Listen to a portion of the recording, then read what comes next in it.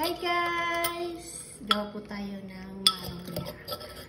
Isang saging, sliced saging, banana, and 3 spoon of brown sugar, and milk, fresh milk, 1 cup, 1 teaspoon of vanilla.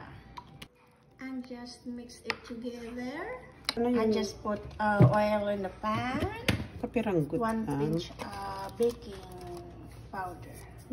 Then, lunod lang. Pritohin. Just fried it.